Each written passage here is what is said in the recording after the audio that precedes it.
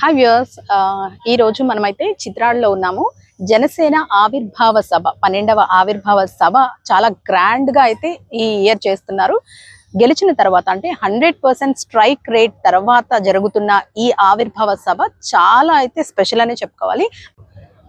ఇక్కడ మీరు చూస్తున్న ఈ స్టేజ్ ఏదైతే ఉందో స్క్రీన్ చూసారా, మొత్తం ఎల్ఈడి స్క్రీన్ అన్నమాట. ఈ స్క్రీన్ మీద మనకి ఇప్పటి వరకు కూడా deputy CM Pawan Kalyan politics లోకి వచ్చినప్పటి నుంచి ఇప్పటి వరకు జరిగినవన్నీ కూడా మనకి ఒక వీడియో అయితే వేస్తున్నారు ఈ స్క్రీన్ మీద. నిజంగా ఆ వీడియో మనం చూస్తే గనక గూస్ బంప్స్ వస్తాయన్నమాట. నిజంగా ఎంత బాగుందంటే ఆయన ఎక్కడి నుంచి స్టార్ట్ అయ్యారు, పాలిటిక్స్ లో ఎక్కడి నుంచి స్టార్ట్ అయ్యారు, ఎన్ని అవమానాలు ఎదుర్కొన్నారు, ఏ విధంగా విజయం సొంతం చేసుకున్నారు, ఇదంతా కూడా ఒక వీడియో రూపంలో మనకి ఆ విజువల్ అయితే ఈ స్క్రీన్ మీద వేస్తున్నారు. నిజంగా అది చూసిన వాళ్ళైతే గనక ఆ గూస్ బంప్స్ రావడం అనేది కన్ఫర్మ్ అన్నమాట. అంత బ్యూటిఫుల్ గా చేశారు ఆ వీడియో కూడా. స్టేజ్ అంతా కూడా చాలా చాలా చాలా న్యూ ఎక్విప్మెంట్, అంటే కొత్త రకంగా ఉంది. ఇప్పటి వరకు కూడా మనం ఏ సభల్లోనూ ఈ టైప్ ఆఫ్ స్టేజెస్ అయితే మనం చూసి ఉండవు అనమాట. అంత అందంగా ఈ సర్వాంగ సుందరంగా ఈ స్టేజ్ అయితే మనకి ఇక్కడ ఏర్పాటు చేశారు. అలాగే దాదాపు 10 లక్షల మంది జనం అయితే రేపు వచ్చే అవకాశం ఉందంటూ చెబుతున్నారు. వాళ్ళ కోసం కూడా మనకి సాధారణంగా ఏదైనా సభలు అంటే కనుక మధ్యాహ్నం భోజనం ప్రొవైడ్ చేస్తారు. బట్ ఇక్కడ ఏంటంటే 2 పూట్ల, అంటే రాత్రి కూడా వీళ్ళందరూ తిరిగి ఇంటికి వెళ్ళే టైంలో కూడా కాకినాడ సరౌండింగ్స్ లో దాదాపు 5 రోడ్లలో, అంటే Kakinada road, Pithapuram road, Samarlakota road, ఇలాగ 5 రోడ్లలో మనకి ఫుడ్ ని కూడా ప్రొవైడ్ చేస్తున్నారు అనమాట. అలాగే ఏదైనా సభలు జరిగినప్పుడు అక్కడ ఆ సభ అయిపోయిన తర్వాత మొత్తం అంతా చెత్త అంతా పేరుకుపోతుంది. అంటే తాగిన బటర్ మిల్క్, వాటర్ ప్యాకెట్లు కానీ ఇలాంటివన్నీ ఎక్కడికక్కడ పడేస్తూ ఉంటారు.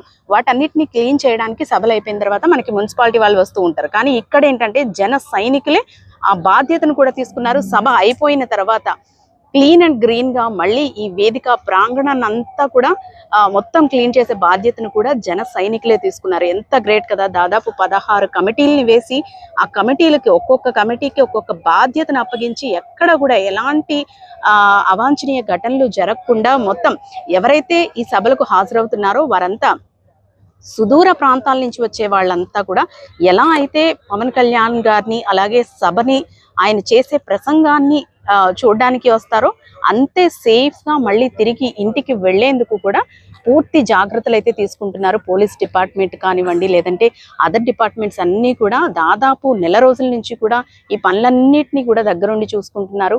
తెలుగు రాష్ట్రాలే కాదు, పక్క రాష్ట్రాలే కాదు, అబ్రాడ్ నుంచి కూడా చాలా మంది ఈ సమావేశానికి హాజరయ్యేందుకు వస్తున్నట్లుగా కూడా ప్రస్తుతం అయితే సమాచారం మనకు అందుతోంది. రేపు సాయంత్రం 4 గంటలకి సభ ప్రారంభమవుతుంది. అయితే దాదాపు 5 నుంచి 5:30 ప్రాంతంలో పవన్ కళ్యాణ్, డిప్యూటీ సీఎం పవన్ కళ్యాణ్ హోదాలో ఆయన ఈ వేదికనైతే అలంకరించనున్నారు. అలాగే ఆయన ఏ విధమైన ప్రసంగం చేస్తారు, ఆ వేదిక మీద నిలబడి ఎలాంటి అంశాలు ప్రస్తావిస్తారు అనేది మాత్రం సస్పెన్స్ గానే ఉంది.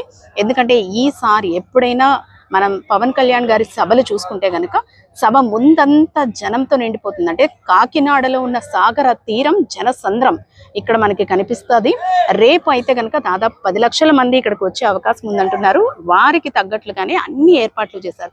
అసలే ఎండాకాలం డీహైడ్రేట్ అయ్యే ఛాన్స్ ఉంటుంది కాబట్టి ఎక్కడికక్కడ మనకి రోడ్ అంతా కూడా పుచ్చకాయల బండ్లు, బటర్ మిల్క్, వాటర్ ప్యాకెట్స్, ఇలా అన్ని రకాలుగా అన్ని ఫెసిలిటీస్ ని ప్రొవైడ్ చేస్తున్నారు. చరిత్రలో ఎన్నడూ లేనటువంటి ఒక అద్భుతమైన జయకేతనంగా పేరు పెట్టిన ఈ సభ గ్రాండ్ సక్సెస్ అవుతుందనే మనమందరం అనుకుంటున్నాము. అలాగే రేపు ఈవినింగ్ అయితే కనుక నిజంగా పవన్ కళ్యాణ్ గారు వచ్చిన తర్వాత సభా వేదిక ఏ విధంగా ఉంటుందనేది అసలు మనం ఊహించుకోలేమన్నమాట. అంత సందడి వాతావరణం అయితే ఇక్కడ కనిపించనుంది. హోలీ పండుగ రోజే జయకేతనం పండుగ మనం చూడబోతున్నాం. మొన్నటి వరకు మనం కుంభమేళా చూసాము. కుంభమేళాలో జనం ఏ విధంగా ఉంటారో అలాగే జనసేన జయకేతనం మేళా అయితే మనం ఇక్కడ చూడబోతున్నాం. రేపు సాయంత్రం దాదాపు కాకినాడ నుంచి పిఠాపురం వచ్చే దారంతా కూడా జనసంద్రంగా మారిపోతుంది. ఎంతో ఆసక్తిగా ఎదురు చూస్తున్న రోజైతే రేపు రానే వస్తుంది. మరి రేపు ఈ వేదిక అలాగే సభా ప్రాంగణం ఏ విధంగా ఉంటుంది అనేది కూడా మనం చూసుకోవచ్చు అన్నమాట. చూసారు కదా, ఈ స్టేజ్ కి ఆపోజిట్ లో ఉన్న సిట్టింగ్ పొజిషన్స్ ఎలా ఉన్నాయో అందరికీ కూడా అన్ని ఫెసిలిటీస్ ని ప్రొవైడ్ చేస్తున్నారు. ఎక్కడా కూడా ఎలాంటి మిస్టేక్స్ జరగకుండా ఇప్పటికే అన్ని డిపార్ట్మెంట్స్ చురుకుగా ఈ పనులన్నింటినీ కూడా కొనసాగిస్తూ ఉన్నారు. సాయంత్రం 5-5:30 ప్రాంతంలో ఈ సభ ప్రారంభమవుతుంది. ప్రారంభమైన తర్వాత రాత్రి 11-12 గంటలకి ఈ సభ అయితే ముగిసిపోతుంది. ఈ ముగిసిన తర్వాత కూడా ఎక్కడి వాళ్ళు అక్కడికి సేఫ్ గా ఇంటికి వెళ్లేంత వరకు కూడా పూర్తి బాధ్యతను తీసుకుంటున్నారు. అలాగే ఎక్కడ తొక్కిసలాట్లు జరగకుండా కూడా జాగ్రత్తలు తీసుకుంటున్నారు.